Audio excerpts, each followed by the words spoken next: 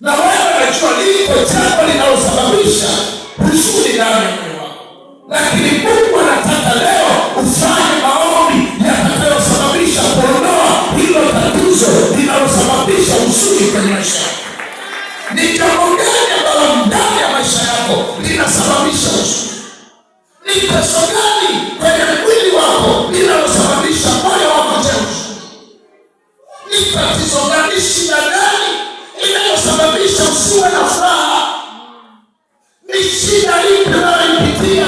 Yawezekana likawa ni hitaji la mume, likawa ni hitaji la kuoa, ni hitaji la kupata kazi, ni hitaji la kupata mafanikio. Unaona umekwama. Wale ulioanza pamoja wameshafika mbali, wale ambao walikuwa chini wameshapanda viwango vya juu, wale pale pale. Linaumiza moyo wako. Wale ambao hukutarajia wamejenga, wameshajenga, wako pale pale.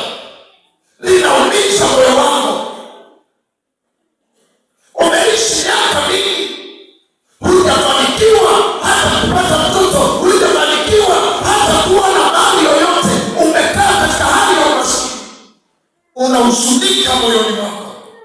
Lakini Bwana anasema Yabesi akamlingana Bwana. Leo maombi ya kumlingana Bwana yakasababisha mpendo kwenye maisha yako, yakasababisha mpendo wa baraka zako.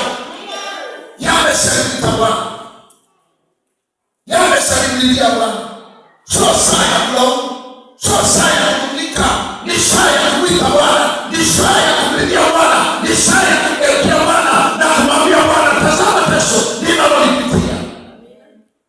Yabesi akasema, natamani kulindwa na mkono wako, natamani kuokolewa na mkono wako, maana shida nilionayo, adui wananitesa, wananipa mateso, nimekwama. Baba, nahitaji mkono wako, mkono wako uniangalie, mkono wako uniongoze, mkono wako uwe juu yangu, ili adui wanaonifuatia wanasababisha maumivu kwenye moyo wangu wakakwame wao wenyewe.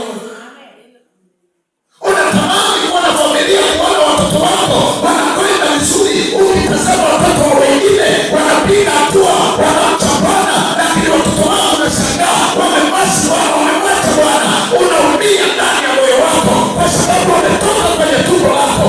Unaumia moyoni wako unapoona mwanao analewa pombe, unapoona mtoto wako, ndugu yako anakuwa vilabuni, analala vilabuni, anashindwa kukucha Bwana. Unaumia ndani ya moyo wako.